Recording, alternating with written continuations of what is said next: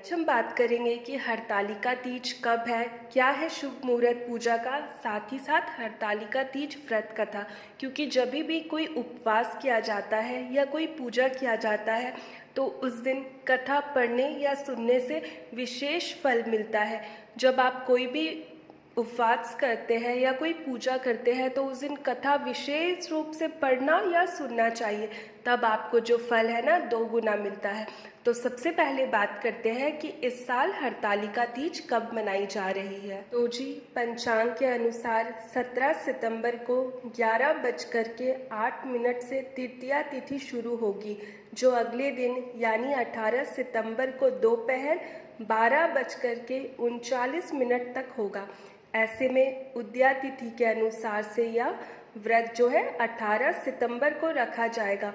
18 सितंबर को सुबह 6 बजे से रात 8:24 तक का समय शिव और पार्वती की पूजा के लिए उपयुक्त है, लेकिन शाम को प्रदोष काल के समय पूजा करना बेहद अच्छा माना जाता है। तो इस साल 18 सितंबर को हरतालिका तीज मनाई जाएगी। अब सुनते हैं हरतालिका तीज व्रत कथा।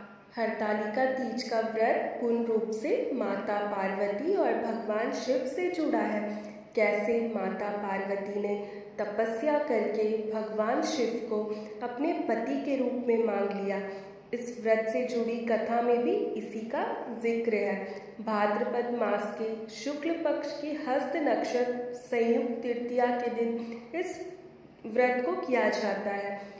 इस व्रत को करना भी किसी तपस्या से कम नहीं है। पूरे दिन व्रत में कुछ खाया और पानी तक नहीं पिया जाता है। इस व्रत का पारण अगले दिन किया जाता है। व्रत के दिन शाम को कथा कहकर फल आदि ग्रहण किए जाते हैं। महिलाएं बहुत अच्छे से सज संवर के पूजा करती है। तो अब सुनते हैं हरतालिका तीज की व्रत कथा। यह हरतालिका व्रत कथा शिव जी ने माँ पार्वती को सुनाई थी।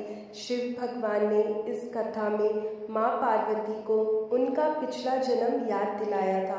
हे गौरी, पिछले जन्म में तुमने मुझे पाने के लिए बहुत छोटी उम्र में कठोर तप और घोर तपस्या की थी।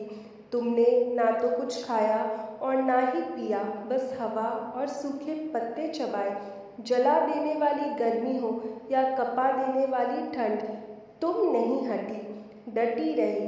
बारिश में भी तुमने जल नहीं पिया। तुम्हें इस हालत में देखकर तुम्हारे पिता दुखी थे। उनको दुखी देखकर नारद मुनि आए और कहा कि मैं भगवान विष्णु के भेजने पर यहाँ आया हूँ। वह आपकी कन्या से ही विवाह करना चाहते हैं। इस बारे में आपकी राय जानना चाहता हूँ। नारद जी की बात सुन करके आपके पिता बोले, अगर भगवान विष्णु यह चाहते हैं तो उन्हें कोई आपत्ति नहीं, परंतु जब तुम्हें इस विवाह के बारे में पता चला तो तुम दुखी हो गई। तुम्हारी एक सहेली ने तुम्हारे दुख का कारण पूछा तो तुमने कहा कि मैंने सच्चे मन से भगवान शिव का वरण किया है, किंतु मेरे पिता ने मेरा विवाह विष्णु जी के साथ तय कर दिया है। मैं विचित्र धर्म संकट में हूँ। अब मेरे पास प्राण त्यागने के अलावा कोई उपाय नहीं बचा। तुम्हारी सखी बहुत ही समझदार थी। उसने कहा, प्राण छोड़ने का यह कारण ही क्या है। संकट के समय धैर्य से काम लेना चाहिए। भारतीय नारी के जीवन की सार्थक इसी में है कि जिसे मन से पति रूप में एक बार वरण कर लिया, जीवन उसी से निर्वाह करे। मैं तुम्हें घनघोर वन में ले चलती हूँ, जो साधना स्थल भी है और जहाँ तुम्हारे पिता तुम्हें खोज भी नहीं पाएंगे। मुझे पूर्ण विश्वास है कि ईश्वर अवश्य ही तुम्हारी सहायता करेंगे। तुमने ऐसा ही किया। तुम्हारे पिता तुम्हारे घर में ना पाकर बड़े चिंतित और दुखी हुए। इधर तुम्हारी खोज होती रही, उधर तुम अपनी सहेली के साथ नदी के तट पर एक गुफा में मेरी आराधना में लीन रहने लगी। तुमने रेत के शिवलिंग का निर्माण किया। तुम्हारी इस कठोर तपस्या के प्रभाव से मेरा आसन हिल उठा और मैं शीघ्र ही तुम्हारे पास पहुंचा और तुमसे वर मांगने को कहा। तब अपनी तपस्या के फलीभूत मुझे अपने समक्ष पाकर तुमने कहा, मैं आपको सच्चे मन से पति के रूप में वरण कर चुकी हूँ। यदि आप सचमुच मेरी तपस्या से प्रसन्न होकर यहाँ पधारे हैं तो मुझे अपनी अर्धांगिनी के रूप में स्वीकार कर लीजिए। तब तथास्तु कहकर मैं कैलाश पर्वत पर लौट आया। उसी समय गिरिराज अपने बंधुओं के साथ तुम्हें खोजते हुए वहां पहुंचे।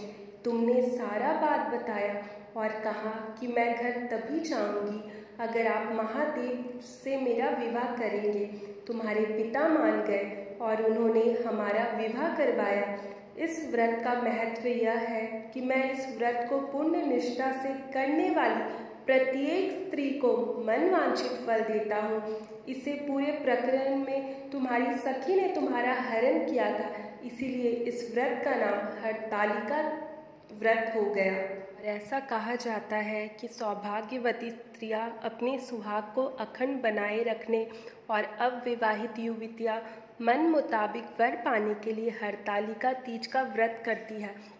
इस दिन व्रत करने से जो बाबा भोला है वो सभी मनोकामना को पूरा करते हैं।